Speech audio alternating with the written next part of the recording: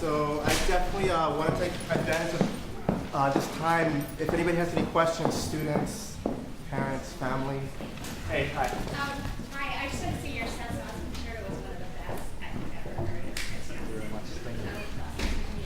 I was just wondering if you could touch just briefly on the conscious changes you make when you're playing the piano, a specific kind of tune, as opposed to like I have when I work with kids, they often come and say, "Oh, it's so off tune, you know, with piano, it's so way in tune." When I was working at home, I didn't know if you consciously think of, you know, piano being temper tuned and kind of adjusted, so you're thinking of when you work with piano. Unfortunately, I'm not so sophisticated. Or you just listen to playing it. No, I do practice with the tuner actually, and the danger with that is, of course, is that you will adopt how do you say temperierte Stimmung, tempered intonation. Sorry, I don't know. Yeah, so that is of course not ideal, because obviously, you know, in a C major scale, the B has to, you know, be much higher than on the piano, because you're trying to sort of create tension to go to the C. So I think a lot about intonation in context. So I think of intonation in the context of where I am in the harmony. Yeah? So harmony-based intonation is very important to me. I wish I had a better answer for you, but with the symphony, it's actually easier than to play with piano, I would say, because there is a little bit of a intonation range that you can go for, and most of the time I'm a little too sharp, and I hate it, but I can't escape myself, unfortunately. But it gives that extra brilliance against the orchestra, strangely enough.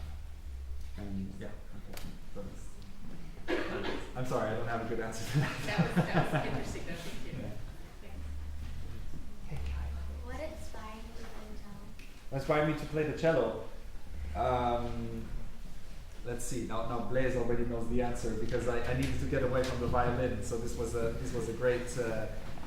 great escape route.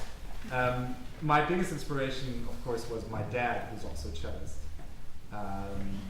and I decided to play the cello professionally when I started winning some competitions, and I felt comfortable to pursue that route, because I knew from my parents that it was actually, you know, it's a lot of pleasure to play music, but to do music professionally is quite a challenge.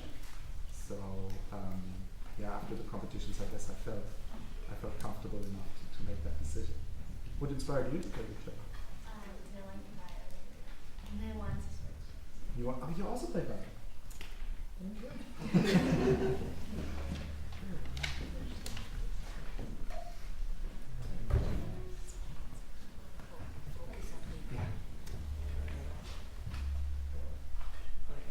You forgot. Doesn't matter. If you think about it in a minute. I have a follow-up question. What age did you start the violin and then the cello? I started violin with 5, and then cello at 8, and in between 7 and 8, soccer.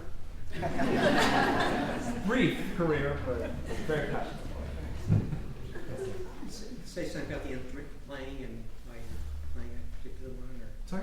about the instrument that you play. Yes, I play Andrea Guarneri cello from 1694. It was built in 1694 in Cremona, and I'm playing it because there is a generous collector who decided to give it to me, and he, of course, in return wants that I mention the cello in program notes and in recordings, so that when he, one day decides to sell it, then it will have more market value, actually. So it's a win-win situation. Hope he doesn't sell it for a long time. Who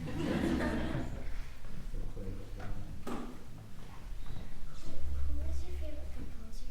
My favorite composer? I'd have to sort of do a bad answer for that question. This is a very good question, but it's really the composer of the piece that I'm playing at that moment. Because if I had a favorite composer and I didn't get to play that composer all year, I'd be a very unhappy man. So definitely, you know, the piece you just heard, the Dvorak concerto. I mean, that's one of my favorite pieces because I also get to play it a lot. But yeah, really, the piece that I'm playing at the moment, I have to make it my favorite, and I have to convince the audience that it's my favorite, so that so that the passion goes over it. You know? What sparked your interest about the electric cello? Yeah, the electric cello.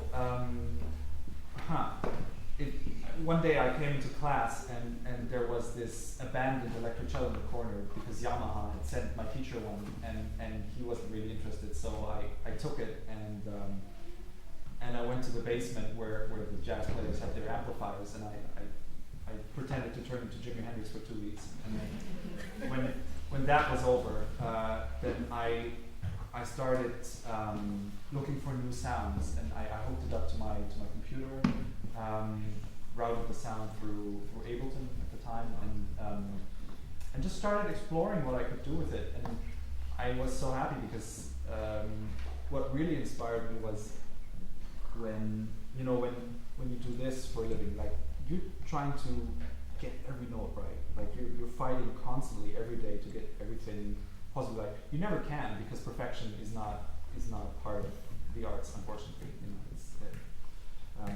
but you constantly have to strive for that ideal. And with the electric cello, suddenly I had a playground where it didn't matter if I played wrong notes or right notes, because there was no preconceived goal. You know. So I felt very, very free and very, just very playful. And of course that also transferred to the cello. It's been a great journey, and there are a couple of composers that wrote pieces for me, you know, and it's just good to rock out every once in a while. Yes, ma'am. I have a question. Do you ever get a chance to improvise? And do you like to do that? I love doing it. I'm a very bad improviser, and that's okay. You know? But I like to improvise my own cadenzas. I fail doing that, but it's very rewarding. But improvisation goes into many details. I mean, I also improvise with dynamics. I also improvise with, in a Brahms sonata, you can improvise fantastically. You just need a pianist that is willing to go with you.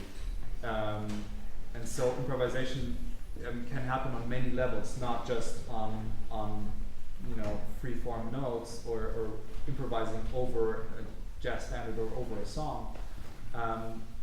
But it can also happen in more minute details.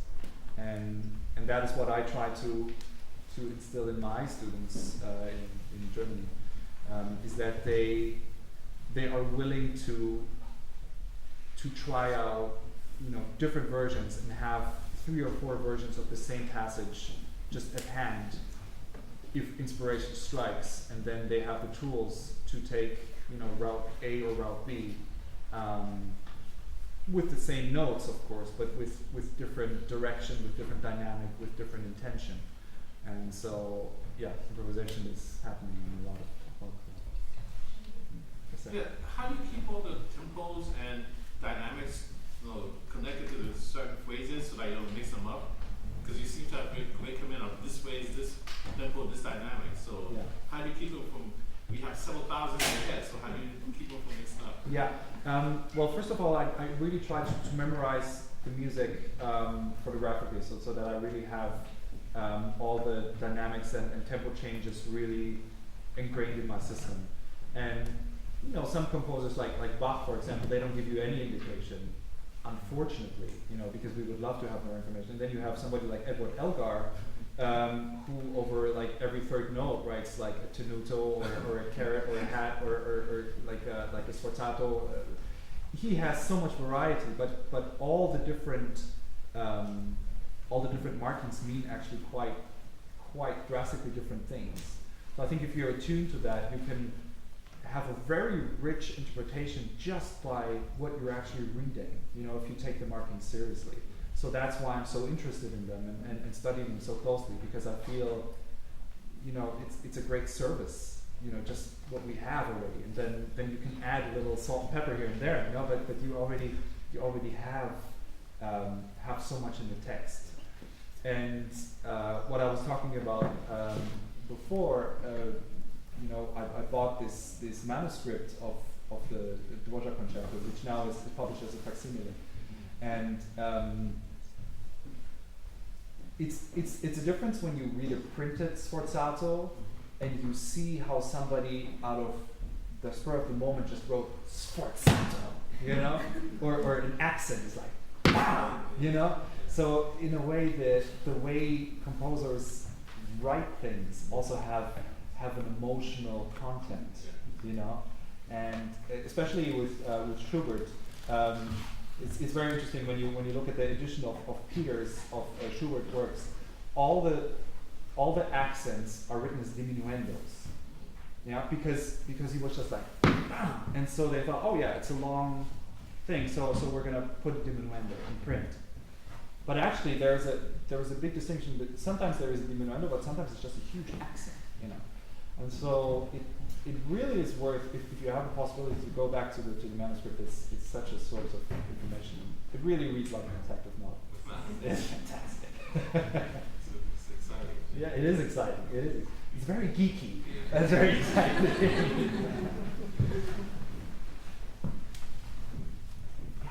How many minutes